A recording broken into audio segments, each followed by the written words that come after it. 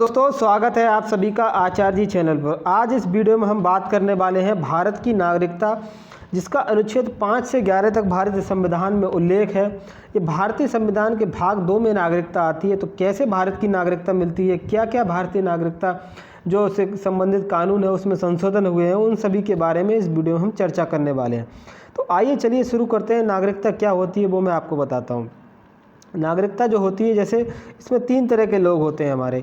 एक तो होते हैं पर्सन जो है वो विदेशी भी हो सकता है, देश का भी हो सकता है, लेकिन पर्सन जो है नागरिक होगा ये ज़रूरी नहीं है। सिटीजन जो होता है हमारा भारत का वो नागरिक होता है। नागरिकता किस किस आधार पर मिलती है वो अभी हम चर्चा करेंगे। तीसरा नंबर हमारा माइनॉरिटी जो है अल्पसंख्यक, वो भाषाई आधार पर भी हो सकते हैं और धार्मिक आधार पर भी हो सकते हैं।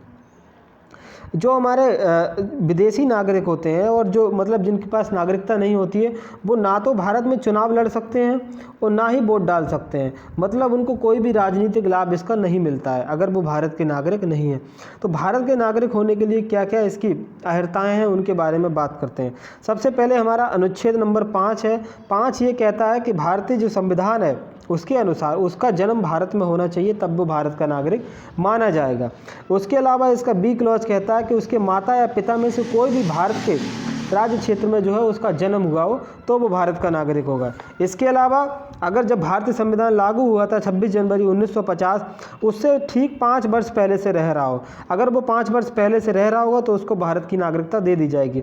इसी आधार पर एनी बेसेंट जो थी, भारतीय संविधान के स्वतंत्रता आंदोलन में इनका काफ़ी योगदान रहा, तो इनको जो है नागरिकता दे दी गई थी। ये आयरलैंड की थी।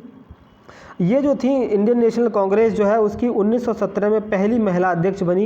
ये लेकिन विदेशी महिला थी। और अगर भारत की स्वदेशी महिला की बात करूँ तो सरोजिनी नायडू 1925 में वो कांग्रेस की पहली अध्यक्ष बनती हैं। उसके बाद हम बात करते हैं, हमारा अनुच्छेद नंबर 6 है। ये क्या कहता है, अगर मान लो उस समय जब भारत का विभाजन हुआ था तब कुछ लोग जो है पाकिस्तान चले गए थे और जो कुछ लोग हैं भारत में रह गए थे, तो पाकिस्तान जो भारत लौट के आए थे उन लोगों को नागरिकता का इस अनुच्छेद 6 में प्रावधान है। तो इसमें जो है 19 जुलाई 1948 से पहले जो गए हों और 19 जुलाई 1948 के बाद जो गए हों उनको जो है रजिस्ट्री करानी पड़ेगी। लेकिन जो 19 जुलाई 1948 से पहले आ गए हों उनको रजिस्ट्री की ज़रूरत नहीं थी। तो नागरिकता दोनों को दी जाएगी, लेकिन इनका रजिस्ट्रेशन होना था, इनको बिना रजिस्ट्रेशन के नागरिकता दे दी गई थी। इसके बाद बात करता हूँ अनुच्छेद नंबर जो 7 है हमारा। ये क्या कहता है, अनुच्छेद नंबर 7 के अनुसार यदि कोई भारत का नागरिक जो 1 मार्च 1947 के बाद किसी ऐसे राज्य क्षेत्र की ओर प्रव्रजन करता है जो पाकिस्तान के राज्य क्षेत्र के अंतर्गत आता है, तो उस व्यक्ति को अनुच्छेद 7 के तहत जो है भारत का नागरिक नहीं समझा जाएगा। तो इसमें ये होता है कि जो भारत से पाकिस्तान जो लोग गए थे उनको नागरिकता इसमें दी जाती है। तो इसमें जो है 6 मंथ का रजिस्ट्रेशन हुआ, उसके बाद उनको नागरिकता दी गई। तो ये जो अनुच्छेद 6 और 7 हैं ये उसी समय जब भारत आज़ाद हुआ था उस वक्त ये जो काम के थे, अब जो है इनका कोई औचित्य नहीं बचा है। आगे बात करते हैं हम अनुच्छेद नंबर 8 की। इसमें यह है कि भारत के बाहर अगर कोई व्यक्ति रह रहा है तो उसका जो है बच्चा अगर वहाँ पर जन्म लेता है तो वो जो है भारत का नागरिक अपने आप स्वतः हो जाएगा। अगर जैसे कोई भी बच्चा जो है इंग्लैंड में जन्म लेता है या किसी और USA वगैरह में जन्म लेता है, तो अगर उसके माता या पिता में से कोई भी भारतीय है तो उसको जो है अपने आप जो है भारत की नागरिकता दे दी जाएगी। इस तरह से जो विदेशी क्रांतिकारी थे उस वक्त जब भारतीय स्वतंत्रता आंदोलन चल रहा था तो उनको जो थे विदेशों से लेके रह के जो है आंदोलन चला रहे थे, जैसे लाला हरदयाल जी थे, वो सैन फ्रांसिस्को गदर पार्टी जिन्होंने बनाई थी वो जो थे वो सैन फ्रांसिस्को में रह रहे थे। तो वो जो था ऐसे लोगों के लिए ये अनुच्छेद 8 में इसका प्रावधान किया गया। इसके बाद मैं बात करता हूँ अनुच्छेद नंबर 9। अनुच्छेद नंबर 9 ये कहता है कि अगर आप जो हैं भारत के नागरिक हैं, इसके बाद अगर आप किसी अन्य देश की नागरिकता ले लेते हैं तो आपकी जो भारत की नागरिकता है वो स्वतः रद्द हो जाएगी।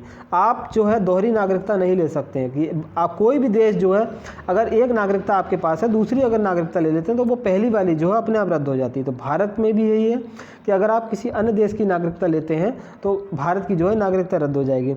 एक बात और बता दूं आपको, तो भारत की जो नागरिकता है वो एकल नागरिकता है।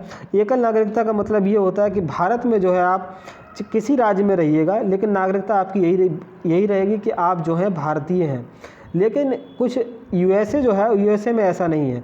वहाँ जो राज्य होते हैं, राज्य की नागरिकता अलग होती है और देश की जो नागरिकता है वो अलग होती है। तो वहाँ पर जो है दोहरी नागरिकता का प्रावधान है, लेकिन भारत में सिंगल सिटीजनशिप है। इसमें जो है जम्मू कश्मीर पहले अब बात था, जम्मू कश्मीर जो था उसकी दोहरी नागरिकता हुआ करती थी, लेकिन अब जो है धारा 370 समाप्त करके उसको भी समाप्त कर दिया गया है। तो भारत में जो है अब एकल नागरिकता ही है सभी राज्यों में। आगे बात करता हूँ मैं अनुच्छेद नंबर 10 के बारे में। इसमें यह है कि नागरिकता जो है बनी रहेगी जब तक आप जो है कोई भी अन्यथा कार्य ना करें। मान लो आप जैसे भारत और पाकिस्तान या कोई भी युद्ध छिड़ जाता है, चीन का ही मान लीजिए, भारत चाइना का युद्ध, तो उस वक्त जो है आप चीन को सपोर्ट कर रहे हैं या कोई भी देश विरोधी गतिविधि अगर आप करते हैं तो ऐसे में जो होगा आपकी भारतीय की जो नागरिकता होगी उसको छीन लिया जाएगा। इसके बाद हम बात करते हैं अनुच्छेद नंबर 11। अनुच्छेद नंबर 11 ये कहता है कि इसमें जो है संसद को ये अधिकार होगा कि वो जो है नागरिकता से संबंधित जो है कानून बना सकती है। तो उसमें यही होता है, उस समय जो है जब भारतीय संविधान लागू हुआ था तो नागरिकता को लेकर के कोई भी कानून नहीं था। उसके बाद जो नागरिकता संशोधन पहला भारतीय नागरिकता अधिनियम आया वो 1955 में आया था। तो जो मूल संविधान है उसमें नागरिकता को लेकर कोई भी प्रावधान नहीं था। तो इसमें जो है अनुच्छेद नंबर 11 में लिख दिया गया है कि संसद जो है इस पर कानून बना सकती है। इसको लेकर कानून बनाती भी है। हाल ही में जो है CAA सिटीजनशिप अमेंडमेंट एक्ट आया जो काफ़ी बड़ा एक्ट है, इसके बारे में भी हम चर्चा करेंगे। तो मैं एक बार दोबारा से बता देता हूँ आपको ये जो अनुच्छेद थे वो क्या क्या है। अनुच्छेद नंबर 5 ये था कि अगर आप भारत के मूल निवासी हैं तो आप जो है 3 शर्तें पूरी करनी चाहिए। जन्म भारत में हुआ हो, आपके माता पिता जन्म में से किसी एक का जन्म भारत में हुआ हो, या जब संविधान लागू हुआ 26 जनवरी 1950 को उससे 5 वर्ष पहले से आप जो है भारत में रह रहे हो तो आपको भारत की नागरिकता दे दी जाएगी। उसके बाद हमारा 6 नंबर आर्टिकल कहता है कि ऐसे व्यक्तियों की नागरिकता के संबंध में जो पाकिस्तान से आए हों 2 शर्तें पूरी करते हों। 19 जुलाई 1948 से पहले पूर्व स्थानांतरित हुए हों और भारत में सामान्यतः निवास कर रहे हो तो उनको नागरिकता भारत की दे दी जाएगी। और अगर 19 जुलाई 1948 के बाद आए हों तो 6 महीने का जो है रजिस्ट्रेशन होगा, 6 महीने का निवास भारत में करना होगा, उसके बाद उनको नागरिकता दी गई थी। तो पुराने आर्टिकल है, इसके बारे में अब तो कोई मतलब नहीं बनता है। अनुच्छेद नंबर 7 है हमारा ऐसे व्यक्तियों के लिए जो 1 मार्च 1947 के बाद से पाकिस्तान स्थानांतरित हो गया हो, पुनः भारत लौट के आया हो। तो ऐसे के लिए 6 माह तक उनको रहना होगा, उसके बाद भारत की नागरिकता दी गई थी। उसके बाद अनुच्छेद नंबर 8 हमारा ये कहता है कि अगर कोई भी व्यक्ति है उसका जन्म भारत के बाहर होता है, उसके माता या पिता कोई भी जो है वंशानुगत जो है अगर भारत में रह रहा हो तो उसको भारत की नागरिकता दे दी जाएगी। अनुच्छेद नंबर 9 हमारा ये कहता है कि अगर आप भारत के नागरिक हैं और आपने किसी अन्य देश की नागरिकता ले ली तो आपकी जो है भारत की नागरिकता स्वतः रद्द हो जाएगी। ये अनुच्छेद नंबर 9 में प्रावधान है हमारा। आगे मैं बात करता हूँ अनुच्छेद नंबर 10 क्या कहता है। प्रत्येक व्यक्ति जो भारत का नागरिक है यह समझा जाता है, अगर वो किसी भी देश विरोधी या कोई अन्यथा कार्य नहीं करता है तब उसकी नागरिकता जो है नहीं छीनी जाएगी। अगर कोई ऐसा काम कर देता है जो कि देश के विरोध में है तो नागरिकता छीनने का इसमें प्रावधान है। अनुच्छेद नंबर 11 मैंने आपको बताया कि संसद जो है नागरिकता पर लेकर कोई भी कानून बना सकती है और कोई भी कानून इस पर लेकर कोई भी अमेंडमेंट भी कर सकती है, कोई भी संशोधन भी कर सकती है। अनुच्छेद नंबर 11 में इसको शक्ति दी गई है। इसके बाद हम बात करते हैं जो भारतीय नागरिकता अधिनियम था 1955 में आया, इंडियन सिटीजनशिप एक्ट जो 1955 आया, उसमें जो है भारत में नागरिकता कितने तरीके से दी गई इसके बारे में इसमें दिया गया है। तो आइए जानते हैं। सबसे पहले जो था, सबसे पहला नंबर हमारा था जन्म के आधार पर। इसमें यह लिखा हुआ था कि किसी भी व्यक्ति का अगर जन्म भारत में हो जाता है तो उसको भारत की नागरिकता मिल जाएगी। इसमें दिक्कत ये थी कि अगर मान लीजिए कोई भी व्यक्ति भारत में आया और उस समय अगर कोई भी विदेशी भारत आता है और उस समय अगर किसी का जन्म जो है भारत में हो जाता है तो उसको नागरिकता मिल जाती। तो इसमें ये सबसे बड़ी समस्या थी। इसके बाद 1896 में इसमें संशोधन किया गया कि माता या पिता, उसमें कंपलसरी किया गया कि माता या पिता एक जो है भारतीय होना चाहिए। लेकिन उसके बाद फिर समस्या रही इसमें, क्योंकि अगर कोई भी बाहर से आता लेकिन कुछ दिन रह के चला जाता, तब जो है 2003 में ये इसमें संशोधन किया गया कि कोई भी दोनों की में से जो है दोनों की नागरिकता जो है वो इसमें वैलिड होनी जरूरी थी। तो ये था जन्म के आधार पर नागरिकता, क्योंकि पहले ये था कि अगर कोई भी किसी का भी जन्म भारत में हो जाता है तो उसकी जो है भारत की नागरिकता मिल जाएगी। अगर कोई ब्रिटेन का इंसान भारत में आता है, UK का, और उसके जो बच्चे का जन्म अगर भारत में हो जाता है तो उसको नागरिकता जो है भारत की मिल जाती। तो ये सबसे बड़ा इसमें समस्या थी, इसीलिए इसको निपटाया गया, बाद में इसमें संशोधन किया गया। जो भारतीय जो इंडियन सिटीजनशिप एक्ट है इसमें काफ़ी बार संशोधन किया गया। सबसे पहले इसमें संशोधन जो था वो 1986 में किया गया, उसके बाद 1992 में किया गया, उसके बाद 2003 में किया गया इसमें संशोधन, फिर 2005 में हुआ, उसके बाद 2019 में तो आप जानते ही होंगे जो नया सीए रूल आया, ये आप समझ सकते हैं। अगला जो है वंश के आधार पर इसमें नागरिकता का था।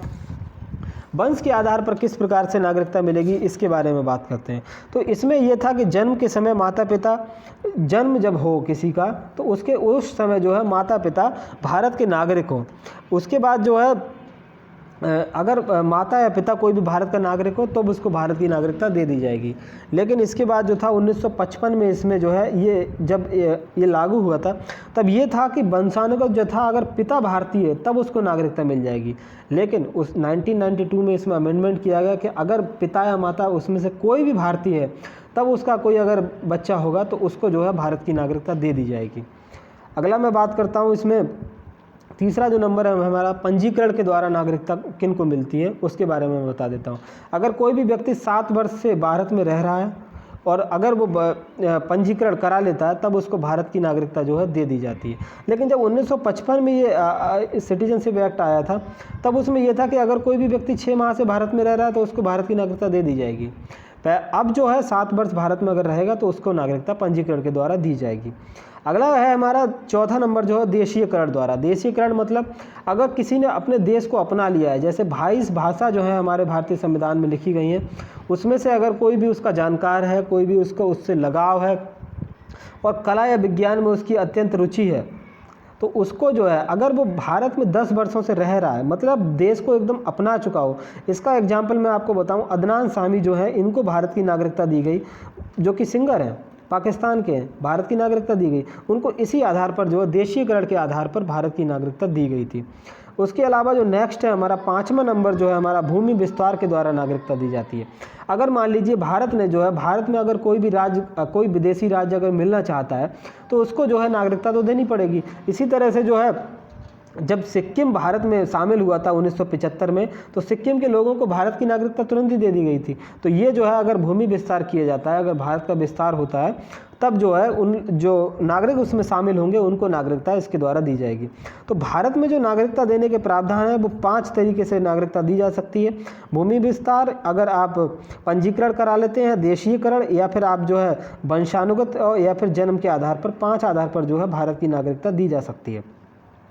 इसके अलावा मैं बात करूं जो भारतीय जो सिटीजनशिप एक्ट था सीए और एनआरसी से रिलेटेड जो हमारा भारतीय संशोधन विधेयक आया था, नागरिकता संशोधन विधेयक जो 2019 था, उसके बारे में मैं बता दूं जो हमारा इंडियन सिटीजनशिप एक्ट 1955 था उसमें जो है इसमें कुछ सुधार किए गए। उसी में जो है उसमें ये था कि जो पाकिस्तान हो या बांग्लादेश हो या अफ़गानिस्तान हो, वहाँ से 6 माइनॉरिटी कमेटी, वहाँ के माइनॉरिटी हिंदू, सिख, बौद्ध, जैन, पारसी और ईसाई, अगर यहाँ की ये माइनॉरिटी कम्युनिटी हैं अगर भारत में आते हैं तो इनको भारत की नागरिकता जो है दे दी जाएगी। तो ये था भारत का जो था 2019 में जो इसका अमेंडमेंट हुआ था उसके बारे में ये था। तो इस पर जो है काफ़ी बवाल भी हुआ था, काफ़ी धरना प्रदर्शन हुआ, काफ़ी इस पर बवाल हुआ था, तो ये आप समझ सकते हैं। लेकिन मैं आपको बता दूं भारत में नागरिकता जो है वो 5 तरीके से दी जा सकती है, वो मैंने आपको बता दी। लेकिन अगर नागरिकता छीनने के क्या क्या इसमें प्रावधान है उसकी मैं बात करूं तो अगर आप जो है कोई भी अन्यथा कार्य करते हैं जो कि देश विरोधी कार्य है उसके द्वारा भी इसमें नागरिकता छीनी जा सकती है। और अनुच्छेद नंबर 9 जो है अगर आप जो है किसी और देश की नागरिकता ले लेते हैं इंडिया के अलावा तो उसमें भी जो है भारत की नागरिकता छीनी जा सकती है। इसमें एक इशू उठा था अक्षय कुमार वाला, पिछले काफ़ी समय तक उठा था, तो उससे जो है उनका भी जो कनाडा का वाला इशू है उस वजह से। और जो नागरिकता के कानून है जो संशोधन किए जाते हैं वो हमारा गृह मंत्रालय जो है इसमें संशोधन करता है, क्योंकि जो नागरिकता संशोधन अधिनियम 2019 आया था जो कि 2020 में लागू हुआ, उसमें जो संशोधन किया था वो गृह मंत्रालय ही इसमें संशोधन करता है। तो थैंक यू दोस्तों, मिलते हैं किसी अगली वीडियो में। Goodbye and have a nice day.